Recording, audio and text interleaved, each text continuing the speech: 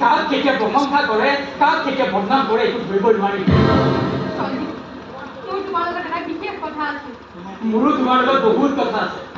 মানে এই ছাৰে আমাৰ বিয়াখন ঠিক কৰিলে আৰু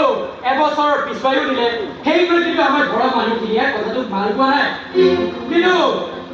মই কৈ দিছোঁ এবছৰে হওক বা দুবছৰে হওক জবাৰ কাৰণে মই আজীৱন ৰৈ থাকিম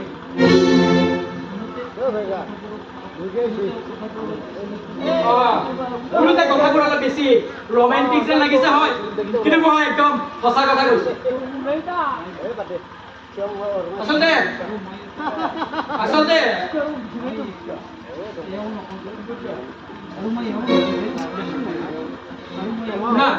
আৰু মই এয়াও নকওঁ যে তোমাৰ প্ৰতি থকা প্ৰেম নিস্বাৰ্থ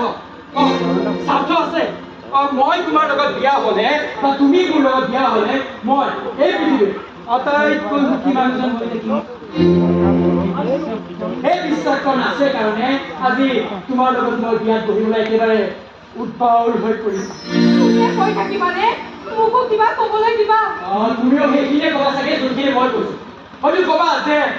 মই তোমাৰ জীৱনত নভৱাকৈ আহিলোঁ হয়তো ক'বা যে মই অহাৰ পিছত তোমাৰ জীৱনটো আকৌ বেছি আনন্দময় হয়তো ক'বা যে ক'বা তোমাৰ লগত মোৰ বিয়া তুমি মোক খেলুৰ পিন্ধাবা কালিলৈ সোমালে সপোন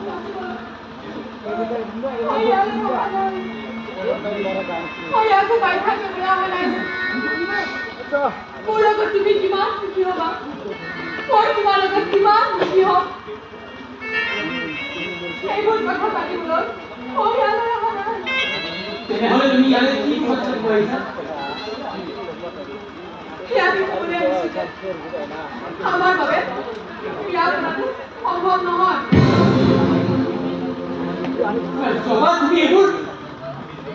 আমি ইজনে সিজনৰ পৰা আঁতৰি যোৱাটো উচিত হ'ব আমাৰ বাবে বিয়া পতাটো এটা ভুল সিদ্ধান্ত বুলি মানি লোৱাটো উচিত হ'ব এইবোৰ কি বলকি আছা জবা মই বলকা নাই এগৰাকী মাতৃ মনোকামনা পূৰণ কৰিবলৈ লাগিছে ছাৰে আমাক যি সিদ্ধান্ত লৈছে তেওঁ বিচাৰিছে মই ৰণৰ কাষলৈ যাওঁ অলপ সুস্থ কৰি ঘৰলৈ পঠাই বিয়া পাতো বোৱাৰী আপোনাক বহাই ৰখাই নাই বান্ধি পেলাইছে তাকে মই তাৰ পৰা উঠি গৈ আন কাৰোবাৰ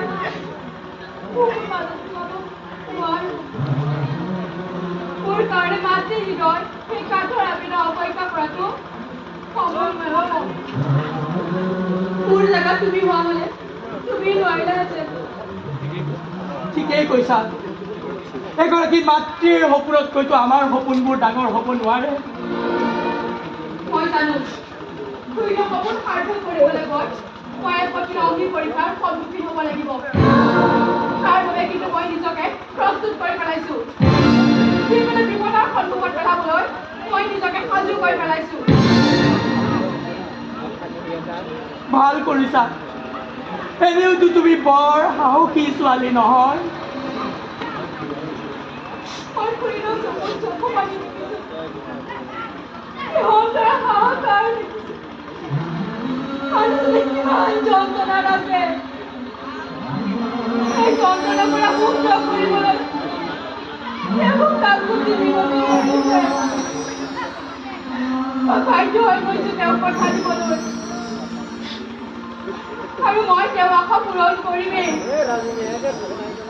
ৰণক মই সুস্থ কৰি তুলিমেই তুমি মোক মাফ কৰি দিবা শান্তি তুমি মোক মাফ কৰি দিবা আচলতে মই নিৰুপায় কোনো কথা নাই জবা কোনো কথা নাই তোমাৰ দৰে বাধ্য ছোৱালী এজনী ইয়াতকৈনো বেছি আৰু কি কৰিব পাৰিবা কিন্তু মোৰো এটা কথা শুনি লোৱা আমাৰ মাজত যি সম্পৰ্ক আছিল বা আমাৰ মাজত যি সম্পৰ্ক হ'ব লগা আছিল তাৰ যাতে ইয়াতে চবলিকা পৰে আজিৰ পৰা আমি দুটা বেলেগ মানুহ খুব বেছি একে